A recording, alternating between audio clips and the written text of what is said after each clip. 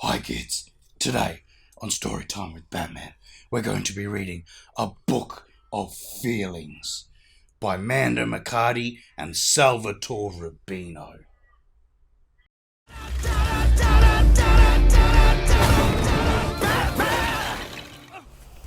A Book of Feelings. Sam and Kate lived with their mum and dad and Fuzzy Bean, their dog. This book is about their feelings, and it starts with feeling happy. So many things make Sam and Kate feel happy. A cuddle, a story, a game in the park, drawing a picture, catching a ball. And most of all, deep down, knowing they're loved. Even when mum's in a hurry or dad gets cross, they know they're loved. A happy Sam might share his toys. A happy Kate might hug the dog. They want to say thank you and sorry more. But Sam and Kate are not always happy, both at once, and they don't feel happy all the time. Quite often, for instance, they feel grumpy. When Kate feels this way, she can't say thank you or sorry. Nor can Sam. He doesn't feel loving or kind at all. Sometimes Sam feels embarrassed when he tripped over the football in the middle of a match. He felt so foolish he almost cried. Kate feels shy with children she doesn't know. She looks at the ground and can't speak. Then her voice comes out in a whisper. Reading out loud makes Sam nervous. He gets a sick feeling as if he's in a lift going down too fast. Some nights Kate feels frightened of the dark. She feels shivery and clammy, and her heart thumps too hard until Dad comes to switch on the light. Sam gets scared of monsters, though he doesn't mind feeling a little bit scared. And Fuzzy Bean is terrified of thunderstorms. There are also times when Sam and Kate feel sad. Sam cried when Guinea the guinea pig died. So did Dad. Fuzzy quite often wanted to eat Guinea, but he still came to the funeral. Kate felt sad when she said goodbye to her teacher on the last day of term. Even though he was smiling, she could see Mr. Peel felt sad as well. Sad feelings can be painful, and some hurt so much they're hard to bear.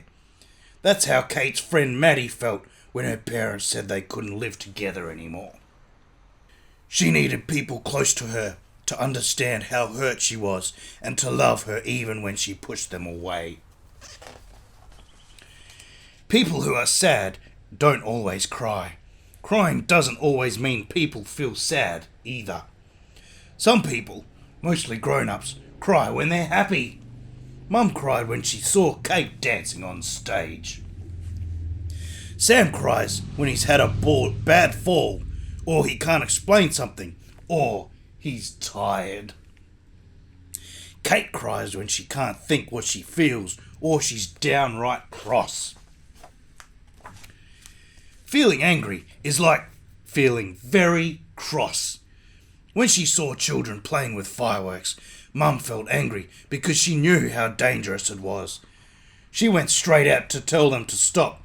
Then, as soon as they did, she wasn't angry anymore. Some angry feelings pass quickly, but others run out of control. Kate was angry with Sam when he threw her dinosaurs out of the window. 3 of them have never been found. She ran into Sam's bedroom, snatched his tank, and threw it down the stairs. Now Sam felt angry. He slammed the door and kicked the bed, which hurt his foot, which made him even angrier.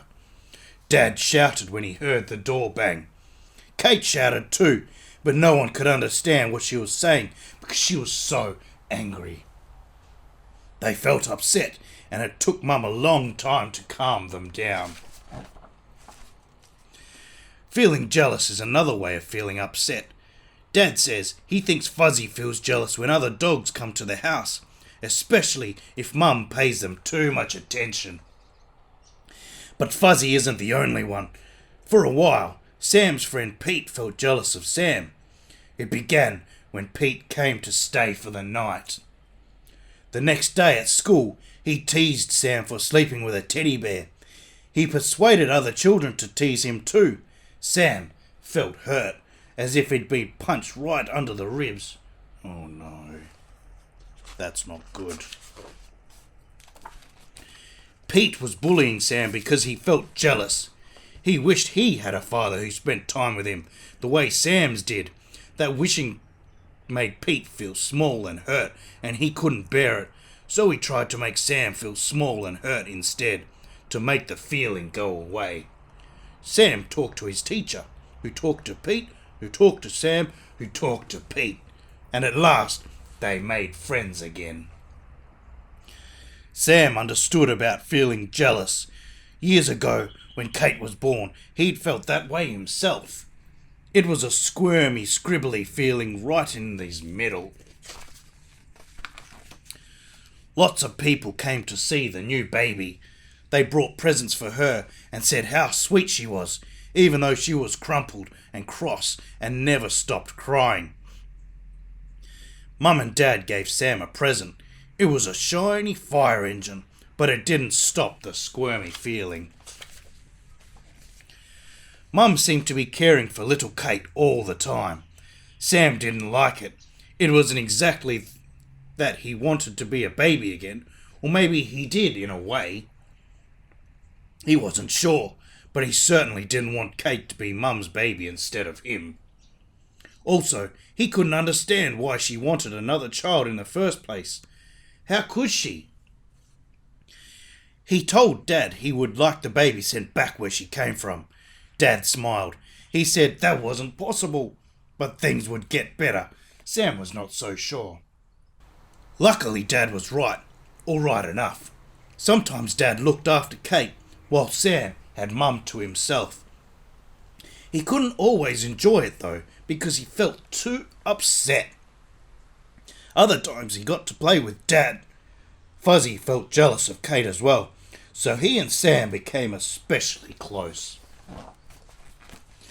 As the years passed, Sam came to see what Kate wasn't all bad.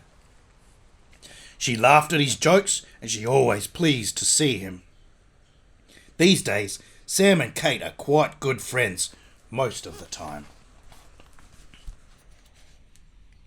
Oh no, lost my page!